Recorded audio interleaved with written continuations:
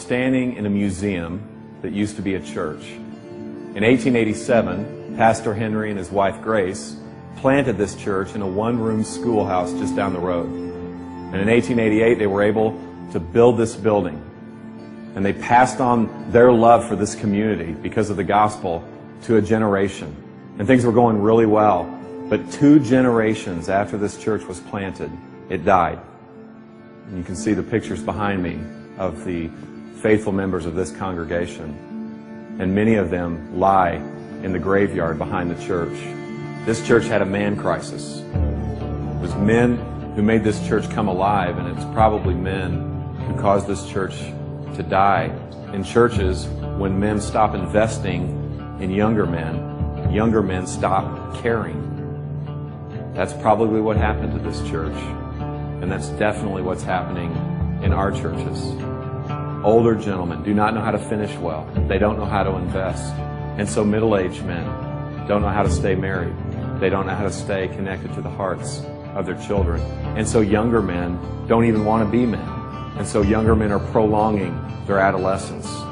And they're doing this residentially. Guys in their 20s and early 30s, a third of them live with their parents.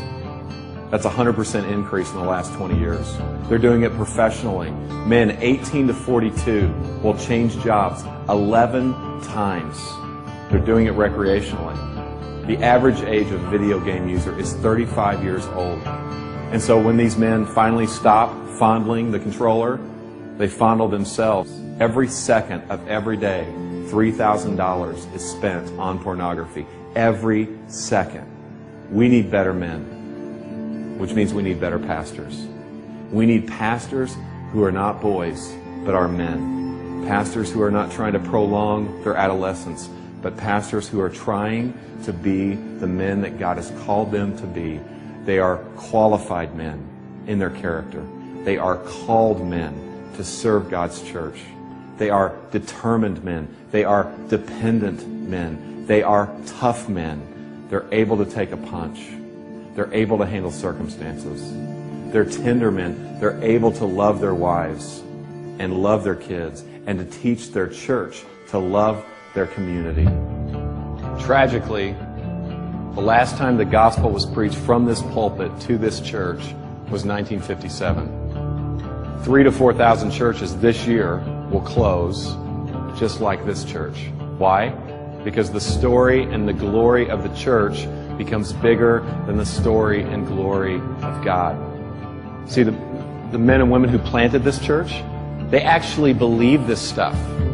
They actually believed that Jesus lived a perfect life, that He died a brutal death, and that He rose again, triumphing over sin and death. They believed it. And because they believed it happened, they believed it had implications on their life, that their sin could be forgiven, that they could have a new identity, and that they could be sent on mission with this God who is on mission. But the reality is most Christians are not on mission. A recent poll said that 60% of all Christians felt no obligation whatsoever to share their faith. Now, the temptation for us pastors is to beat the sheep with a stat like that in our sermons. But here's the reality, guys. They're simply imitating and following our example. We need a glimpse of the God who is on mission. My friend Dave was meeting with a consultant who asked him this question. Dave, why do I have a bigger dream for your church and your city than you do? And I don't know about you, but I don't want anyone to have a bigger dream for my church and my city than me. And I don't want to build a museum. I want to be a part of a movement.